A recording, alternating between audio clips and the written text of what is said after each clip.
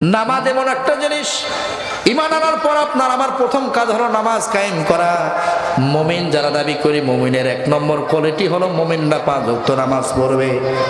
নামাজ আমরা পড়ি না, নামে মুসলমান। কি সুন্দর সুন্দর নাম, আব্দুর রহমান, আব্দুল সালাম। নাম দিয়ে যদি জান্নাত যাওয়া যাইতো, তাহলে রসুলের দাদা আব্দুল মুত্তালিব সেও জান্নাতে যাইতো, ঠিক কিনা? নাম দিয়ে জান্নাত যাওয়া যাবে না, নামের বড়াই করে কোনো লাভ নাই। নামের সাথে বান্দার কাম থাকতে হবে।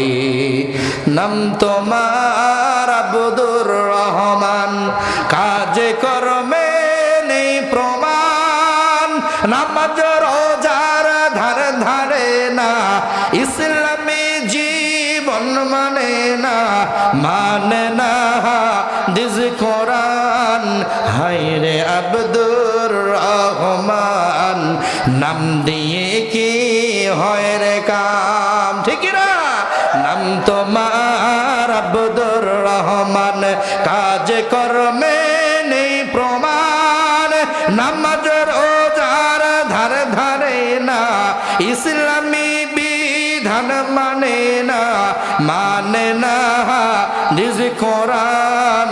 হায়রে আব্দুর রহমান, নাম দিয়ে কি হয় রে কাম।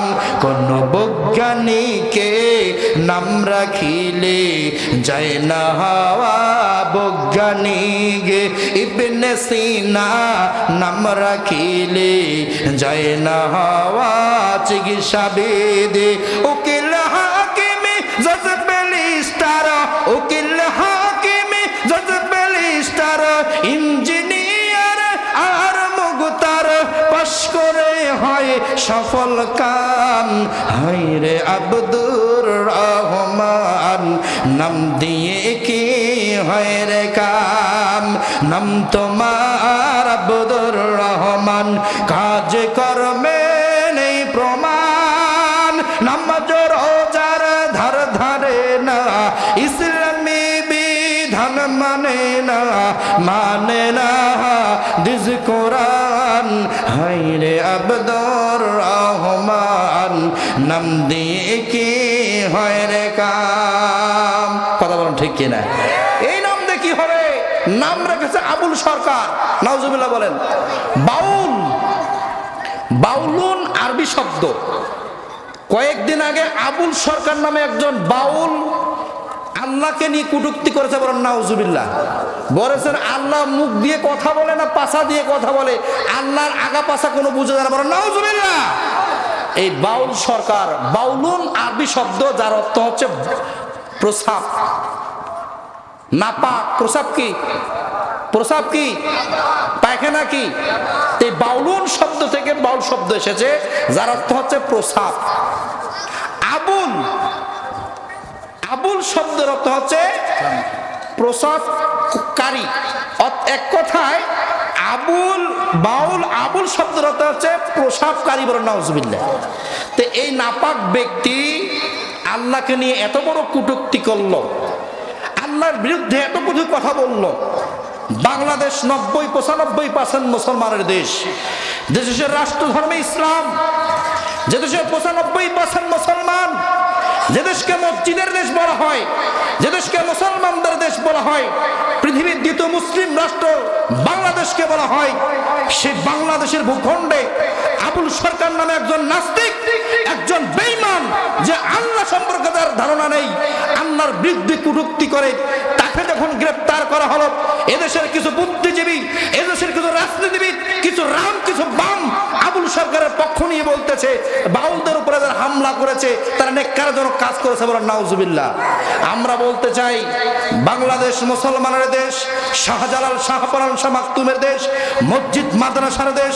এদেশে আল্লাহ এবং রসুলের বিরুদ্ধে যে কোনো ব্যক্তি কটূক্তি করবেন, সে আমার বাবা হোক না কেন, সে আমার মা হোক না কেন, আমার ভাই হোক না কেন, আমার সন্তান হোক না কেন, সে যে নেতা হোক না কেন, নেত্রী হোক না কেন, সে প্রধানমন্ত্রী হোক না কেন, সে রাষ্ট্রের যে কোনো সুপার পাওয়ার ব্যক্তি হোক না কেন, আল্লাহ এবং রসুলের বিরুদ্ধে যে ব্যক্তি কটূক্তি করবেন, আল্লাহ নির্দেশ দিয়েছেন, রসুল নির্দেশ দিয়েছেন, এই পৃথিবীতে তাদের থাকার কোনো অধিকার নাই। আমরা দিনাজপুরের মাটি থেকে বলতে চাই, এই আবুল সরকারকে সর্বোচ্চ মৃত্যুদণ্ড ফাঁসিতে কার্যকর করতে হবে। কথা বলুন ঠিক কিনা? প্রিয় উপস্থিতি, আমরা বলতে চাই শাহবাগের বিগত স্বৈরাচার সরকারের আমলে যেই শাহবাগ থেকে আলেমদের বিরুদ্ধে, ওলামায়ে কেরামদের বিরুদ্ধে, ইসলামের বিরুদ্ধে গণজাগরণ মঞ্চ তৈরি করেছিল, সেই শাহবাগে আজকে মুসলমানরা আন্দোলন করতেছে সেই নাস্তিকদের বিরুদ্ধে।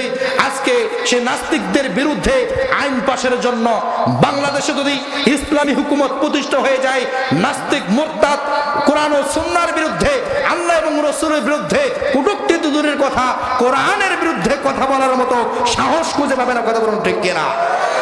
যদি কোরআনের আইন প্রতিষ্ঠা না হয়, তা নাস্তিক ঘরে ঘরে নাস্তিক তৈরি হবে, ঘরে ঘরে মুরতাদ তৈরি হবে। অসংখ্য নাস্তিক, শাহরিয়ার কবির মুসলমানের নাম, কত তাসলিমা নাসরিন মুসলমানের নাম, আব্দুর রহমান মুসলমানের নাম। আমি দেখেছি রানীর বন্দরে অনেকগুলো নাস্তিক রামবামের বর্তমান আবির্ভাব ঘটতেছে। বলেন নাউজুবিল্লাহ। মুসলমানের ছেলে বাবা হাজি হজ করেছে, বাবা আলেম ওয়াজ মাহফিল করে মসজিদের খুতবা দেয়, তার ছেলে নাস্তিক হয়ে গেছে। বলেন নাউজুবিল্লাহ।